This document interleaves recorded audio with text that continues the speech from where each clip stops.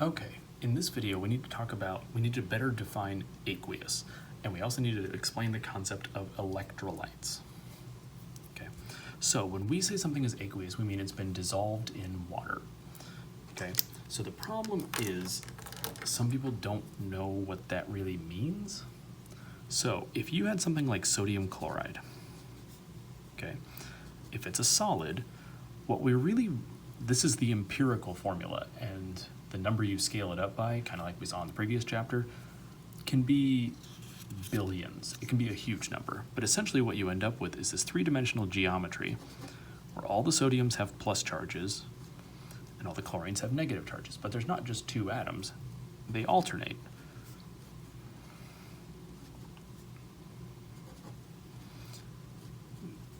The positives attracted to negative, so all around the positives are negatives and all around the negatives are positives.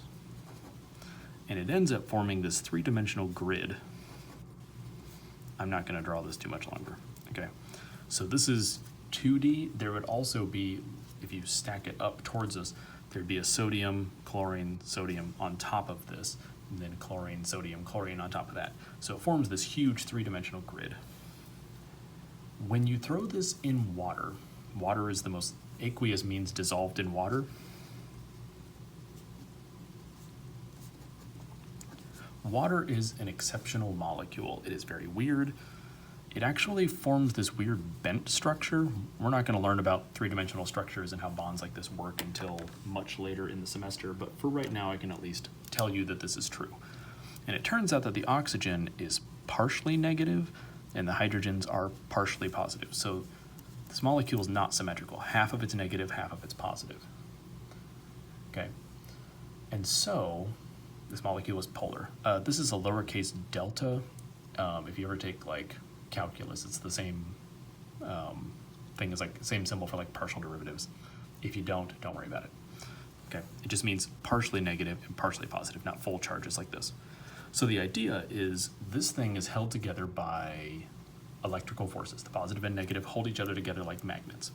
Okay, when you throw this in water, what happens is this gets surrounded by water molecules, and the water molecules orient themselves so that the negative part, which is the oxygen, starts pulling on these sodiums.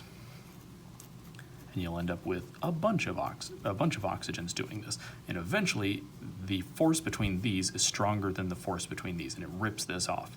The same thing happens to chlorines. The hydrogens are fairly positive, and you get this kind of interaction on this side. And essentially what happens is eventually there's enough force to pull all these apart.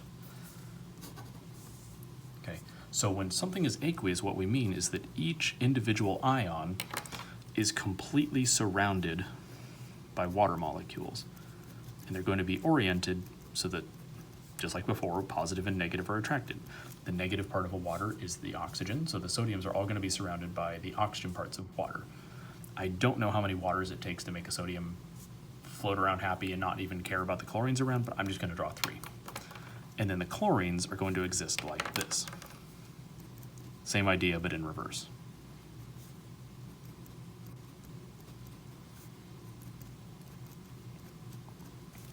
So what happens is, this is what we mean by aqueous. We mean that each of the individual ions are no longer existing as the solid. They are not in this framework, this grid, this lattice work. They are literally floating around surrounded by waters, and the waters are keeping them separated. So if a solution is truly aqueous, if everything is completely dissolved, the sodium and the chlorine never interact again until the water evaporates, because they're more stable being surrounded by water molecules. So when we say aqueous, so this is when you see NaCl aqueous, this is what you should be envisioning. Okay. This is also why some things will dissolve, but sometimes it needs more water. Okay, like you can take table salt and it will dissolve, but if you take, like a big chunk of table salt, and you can't just pour a little bit of water on there. You have to have enough water molecules to keep all these things isolated, otherwise it doesn't all dissolve. This is what we mean when we say things are dissolving. This is what we mean when we just label that little AQ symbol at the end. Okay? So, almost everything in Chem 1 and Chem 2, the whole first year of general chemistry, is all water as solvents. So basically aqueous is like the default answer for most things. Okay. So let's introduce the concept of electrolytes.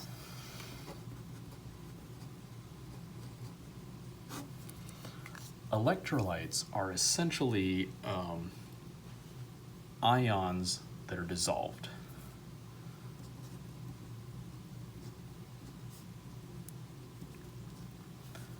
And the reason they're called electrolytes is they allow electricity to conduct through the water.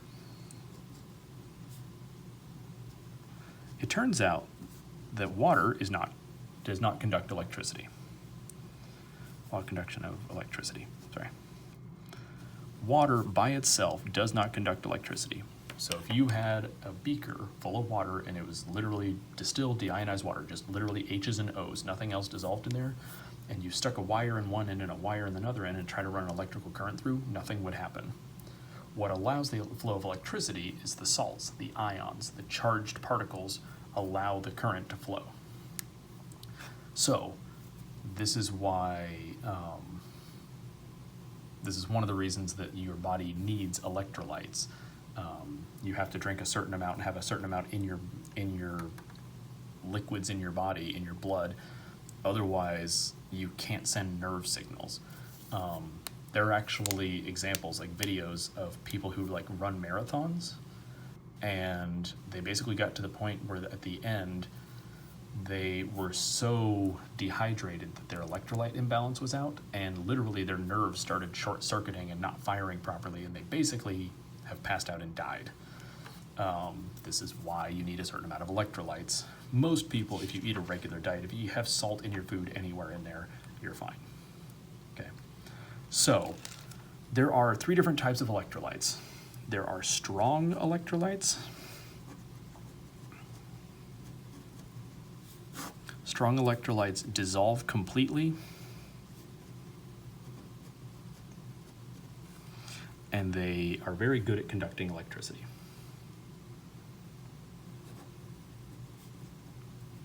So, good conductors. Okay, this would be most salts. So, for example, like sodium chloride, I don't know, potassium sulfate, I don't know, there's a million examples of just salts that dissolve really, really well. We're going to learn how to predict which salts dissolve here in a couple of videos. Okay. There are also weak electrolytes. These are things that only partially dissolve. This is a very complicated concept that we will deal with a lot in Chem 2, but for right now, it partially dissolves as ions. It basically partially ionizes. And this makes it a poor conductor, not a non-conductor, but a poor conductor. Okay. Examples would be stuff like methanol. Alcohols dissolve in water, but they don't really form charges. They don't form ions real well. Like you get a little bit, but not enough. And so they're not great conductors. Okay. The last option are non-electrolytes.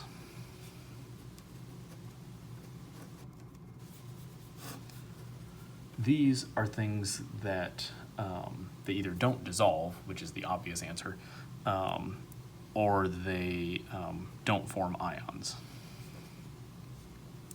So if there are no charges on anything, it won't conduct electricity. So basically doesn't conduct. Okay. There are tons and tons of organic compounds that fall into this category. Basically anything that will dissolve in water that doesn't form charges is a non-electrolyte. Okay. So not a huge deal, but it's at least a concept worth mentioning, and it does go with the idea of things being aqueous. All right, thank you.